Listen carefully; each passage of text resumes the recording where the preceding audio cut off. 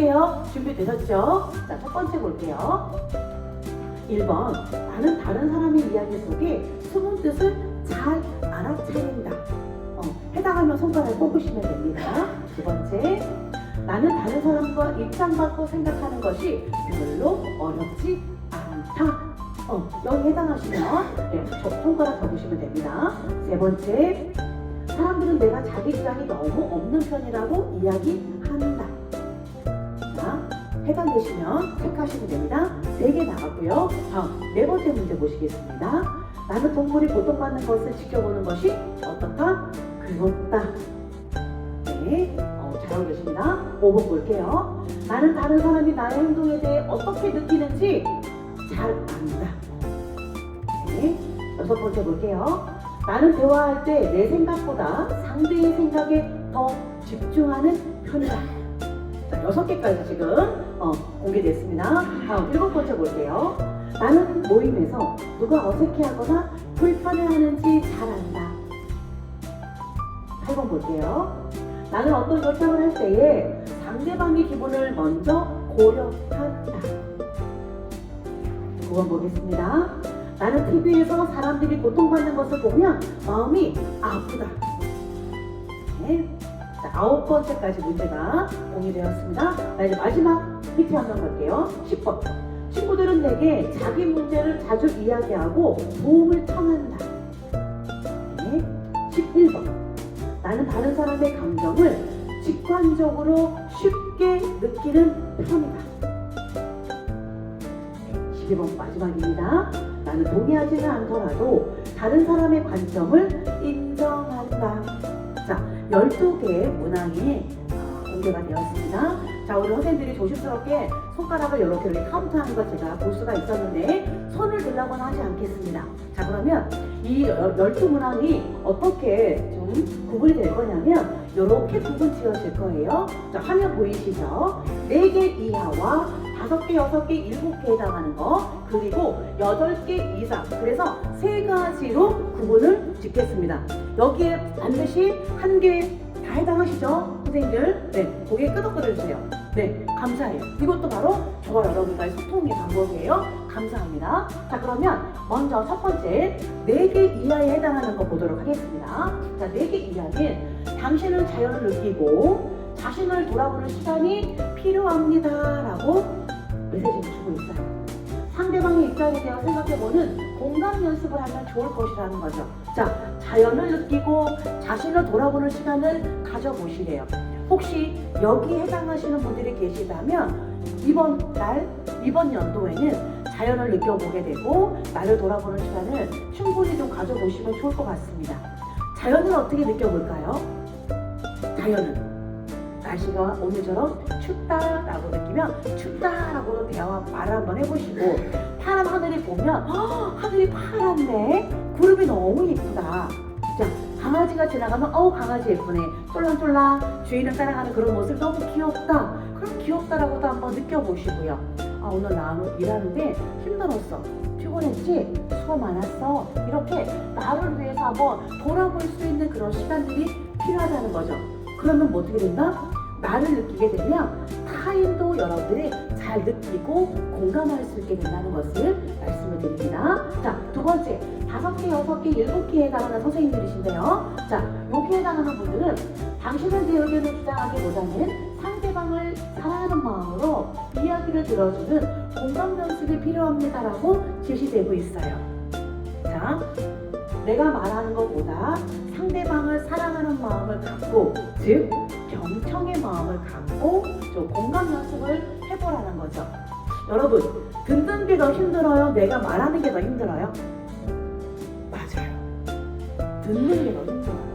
여러분 한번 카페에 가보세요. 여러분들이 어떤 동아리나 모임을 하는데 5명, 6명 이상 조금 그룹 모임을 많아지잖아요. 그러면 대화가 어떻게 이루어져요? 그룹대로 이루어져요. 한 사람이 대화를 주도권을 쥐고 5명, 6명이 공감하는 게 아니라 옆에 있는 사람과 친밀하게 둘씩, 셋씩 이렇게 대화하는 모습들을 볼 수가 있는 거죠. 즉, 우리는 말하는 것보다 들어주는 것을 너무나 잘 어려워하고 있다는 거예요.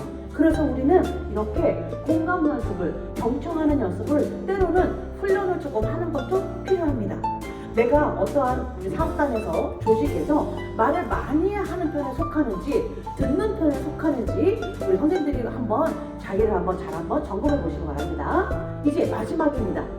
8개 이상에 해당하는 분들은 지금 현재 당신은 소통과 공감 지수가 높대요. 즉 소통과 공감 지수가 높다는 건 무엇을 말씀하느냐? 주위 사람을 위로하고 도울 수 있는, 즉 지금 여러분들은 공감을 잘하고 있다라고 보는 거죠. 아마 제가 이렇게 체크리스트를 12개짜리를 할 때는 많은 분들이 8개 이상에 해당하는 분들이 많이 계셨어요. 그만큼 소통이 중요하고 잘해야 된다는 걸 우리가 알고도 있고, 또 의외로 소통을 잘하고 있는 분들이 우리 주변에, 우리 사업 안에도 많이 계시다는 것을 우리가 알 수 있는 것들을 볼 수가 있겠습니다.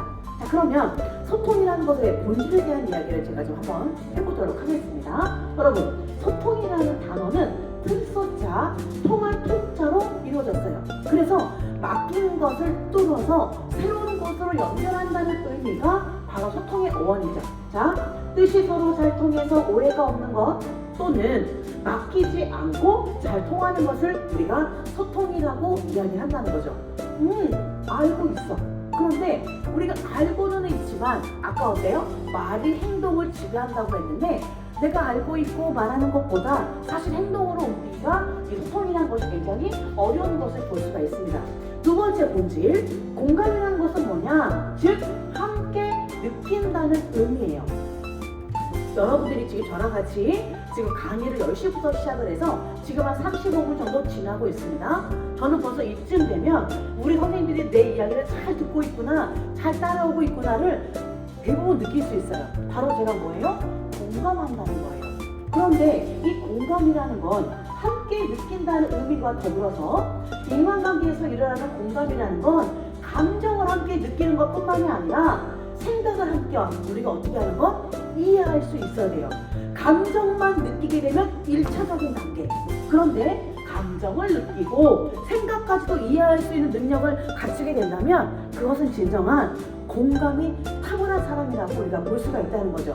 제가 볼 때 여기에도 공감의 달인들이 몇 분 정도 계시다는 걸 제가 검사 안에서 느낄 수가 있는 거예요. 자, 이제 여러분이 한번 검사를 해보시면 좋을 것 같습니다. 자, 다음 슬라이드에 제가 빈칸이 제시가 되어 있는데 그 빈칸에 우리 선생님들이 어떠한 단어가 들어가게 될지 함께 한번 봐주시면 감사하겠습니다. 자, 함께 볼게요. 유명한 드라마의 대사였습니다. 아프냐? 나도 아프다라는 명대사가 있었죠. 자, 이것은 상대방의 마음에 대한 무엇을 잘 보여주고 있는 것일까요? 어떤 단어가 들어갈까요? 선생님, 틀려도 괜찮아요? 두 글자예요. 배려, 좋아요. 또? 우리가 무슨 본질을 두 가지를 배웠죠? 소통과 공감, 그쵸? 그러면 자, 아프냐? 나도 아프다라고 물어봤어요. 그렇다면 상대방의 마음에 대한 무엇을 잘 보여주고 있는 것이다? 공감. 그렇죠. 공감이죠. 잘하셨어요. 두 번째 볼게요. 공자가 인간관계의 기본으로 든 역지사지라는 말이 있죠. 역지사지, 즉 이 말 우리 여러분들이 많이 알고 있는 단어입니다.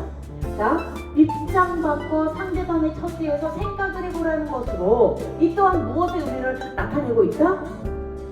들어가 두 말은 뭘까요? 그렇죠. 공감이었어요. 공감. 잘하고 계십니다. 자, 조금 긴 텍스트인데요. 요건 제가 한번 설명을 해드릴게요. 교수님과 조교 사이에서 벌어지는 소통의 부분입니다. 자, 아파 보이는 조교가 있어요. 그래서 이 조교에게 교수님께서 업무를 쉬라고 이야기를 했어요. 교수님께서. 그랬더니 이 조교가 이렇게 얘기를 한 거예요. 제가 알아서 하겠습니다라고 대답을 했어요.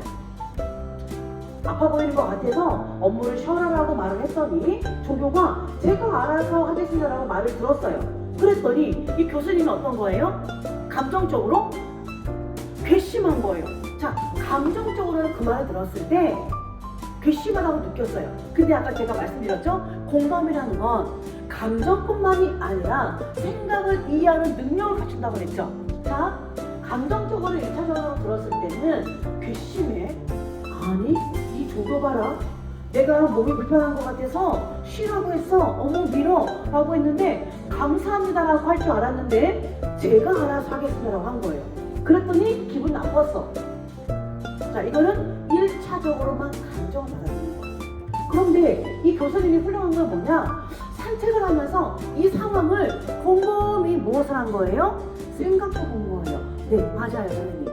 생각해 본 거예요. 그랬더니 교수님이 이렇게 된 거죠. 자, 감정을 우리가 가라앉히게 되면은 우리가 생각을 하고 할 수 있어요. 그러면서 어떻게 생각을 했느냐? 아, 우리 조교가 내가 그 말을 했을 때 제가 컨디션을 봐서 할 수 있으면 하고 정 힘들면 미루겠다라고 나에게 그렇게 말을 한 건 아니었을까? 라고 교수님의 생각이 바뀌게 된 거예요. 참 놀랍죠? 이런 괘씸한 게 있나? 이렇게 생각한 것이 아니라 다시 한번 곰곰이 생각을 해보니까 아, 이 조교가 생각이 있었구나. 힘들면 미루겠다라고 나한테 이야기한 것이 바로 이 의미는 아니었을까라고 교수님이 생각을 하니까 조교와 교수님 사이가 어때요? 소통이 이루어진 거예요. 자, 여기도 역시 공감이 필요했던 거죠. 그래서 소통도 중요하지만 우리는 공감 능력이 굉장히 중요해요. 공감은 감정만 이해하는 것을 뛰어넘어서 어떻게 한다? 생각까지도 이해할 수 있을 때 우리가 진정한 공감의 능력을 발휘할 수 있는 것이다라고 우리가 알고 계시면 좋을 것 같아요. 그런데 1차적인 단계와 2차적인 단계, 생각까지 우리가 이해할 수 있는 단계까지 되려면 시간도 필요하고 넉넉한 마음의 공감도 필요해요. 그래서 이런 것들은 우리가 어떻게 되느냐? 자꾸 인식하고 훈련하고 노력하면 할수록 할 수 있어요. 교육받은 전문가만 하는 게 아니라 우리 모두가 다 할 수 있다고요. 근데 우리가 어떻게 할 수 있느냐? 노력을 어떻게 하느냐에 따라서 소통과 공감의 능력의 차이는 사람마다 굉장히 많은 결과를 보일 수가 있다는 거예요. 여러분, 소통과 공감 잘하고 싶어요? 어떠세요? 잘하고 싶죠? 근데 잘 되지 않아서 속상할 뿐이에요. 근데 우리는 그것을 뛰어넘고 잘할 수 있도록 오늘 제가 도움을 드리는 그런 시간을 가져보겠습니다. 여기 하나의 한자가 있죠. 들을 청자입니다. 저는 소통 교육에 있어서 들을 청자만큼 모든 것을 포함할 수 있는 단어가 없다고 생각을 해요. 자, 보세요. 들을 청자의 구조는요. 귀자가 있죠. 선생님 보세요. 귀자가 있는데 귀자 밑에 이게 뭐예요? 임금 왕자예요. 귀자 밑에 임금 왕자가 있고요. 이게 눈목자를 가로로 세워놓은 거거든요. 자, 눈목자 위에 열십자가 있어요. 그리고 우리가 잘 아는 마음십자 위에는 뭐가 있어요? 한일자가 있어요. 저는 이 글자를 보자마자 와, 유레카를 외쳤습니다. 그렇다. 소통에는 이것만큼 해당하는 것이 없겠다. 제가 이것을 어떻게 구분했느냐? 왕의 귀 10개에는 한마음이라는 거로 정리를 했어요. 즉, 우리가 소통을 할 때는 큰 귀, 왕의 귀처럼 모든 것을 들어라는 거예요. 한쪽으로만 들으려고 하지 말고 귀는 몇 개가 있어요? 2개가 있으니 양쪽으로 큰 귀로 집중해서 들어라. 두 번째, 한마음이죠. 자, 한일자와 마음심자가 있어요. 상대방과 한마음이 되어서 들으려고 해라. 자, 들을 때는 어떻게 된다? 2개. 자, 10개의 눈. 2개의 눈이 아니라 10개의 눈을 가져라. 즉, 대화할 때는 말만, 글만 보지 말고 상대의 눈빛, 표정, 목소리, 어통, 분위기 등등을 살펴라는 거예요.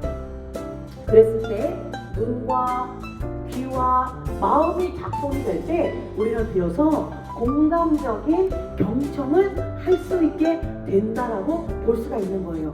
여러분 맞지 않아요? 우리가 공감이 될 때는 귀로 듣고 눈으로 보고 마음으로 들고 있어요. 그런데 이 머리에서만 공감이 된다? 마음까지 내려오는데 몇 년 걸린대요? 평생 걸린대요. 여러분, 그래서 소통이 어려워요. 아까 선호은숙 씨와 이영아 씨의 영상 보셨죠? 할머니와 손주의 영상 보셨죠? 그렇게 어려워요. 그래서 우리는 어때요? 노력을 해야 돼요. 왜? 인간이기 때문에. 인간만이 변화와 성장을 할 수 있는 유일한 존재이기 때문에 그렇습니다. 저는 고등학교에서 학생들을 만났을 때 정말 변화하는 애들의 모습을 많이 지켜봤어요. 내가 상대를 오롯이 인정해주고 경청해줬을 때 저는 그냥 들어준 것 뿐이었어요. 그런데 학생들은 거기에서 변화가 일어나더라고요. 선생님 감사해요. 제가 내일부터 마음 잡고 공부할게요. 이런 아이들이 정말 부수기도 많았어요. 그런데 제가 만났던 그 아이가 학교 생활을 잘하는 아이도 있었지만 그러지 못한 애들이 많았어요. 그런데 저는 그냥 잘 들어준 것 뿐이었음에도 불구하고 이 아이들이 눈물을 흘리고 마음이 변화가 되고 행동이 다시 리셋이 되는 경우들을 많이 볼 수 있다는 거죠. 제가 뭐만 했어요? 공감적으로 경청했어요. 공감적인 경청은 뭘로 했어요? 마음으로 했고 눈으로 했고 귀로 들었어요. 한 번도 그들의 말을 자르지 않았고 쭉 말할 수 있게 도와줬던 것 뿐이었어요. 그랬더니 그들이 스스로 답을 찾아서 성장하는 모습들을 볼 수가 있었습니다. 우리는 어때요? 더 잘할 수 있어요. 그래서 여러분들 내가 소통을 잘하고 싶다면 나와의 소통을 먼저 잘 하시고 그 나와의 소통이 잘 이루어졌을 때 타인과의 소통도 원활하게 이루어질 수 있겠다 안내를 해드렸습니다. 정신의학자 모건 스코펠인데요. 우리 다 같이 한번 읽어보도록 하겠습니다. 시작! 진심으로 말을 들어주는 것만으로도 치료적 효과가 있대요. 무슨 효과가 있다고요? 치료적 효과가 있다고요. 제가 현장에서 만났던 수많은 학생들이 이런 치료까지 했다는 거예요. 아무리 좋은 약도요, 공감적인 경청을 뛰어넘을 수가 없다는 거예요. 진심으로 말을 들어주는 것만으로도 치료적인 효과가 있다. 저는 여러분도 하실 수 있다라고 봐요. 무엇이만 된다면 공감적인 경청, 진심으로 들어줄 수 있는 준비만 되어 있다면 저는 여러분도 충분한 그런 일을 하실 수 있다라고 볼 수가 있겠습니다. 왜? 인간은 관계적인 존재이기 때문에 그렇습니다. 어머니의 자궁으로부터 10달을 정말 견뎌낸 사람들이 이 땅에 태어나면서부터 부모 자녀와의 관계를 맺고요. 친구와 형제 자매와의 관계를 맺습니다. 그리고 학교에 들어가면서 교사와 학생의 관계, 성장하면서 남자분들은 군대도 가죠. 군 안에서 또 다양한 사람들과의 관계를 맺습니다. 또 우리가 일을 하게 되면서 고용의 관계, 또 종교를 갖고 있는 분들은 절대자와의 그런 관계도 여러분들이 맺고 계실 거예요. 우리 인간의 삶은 들여다보면 관계선상에 있어요. 다 우리의 생리설계의 스펙트럼을 보게 되면 태어나면서부터 죽을 때까지가 다 관계예요.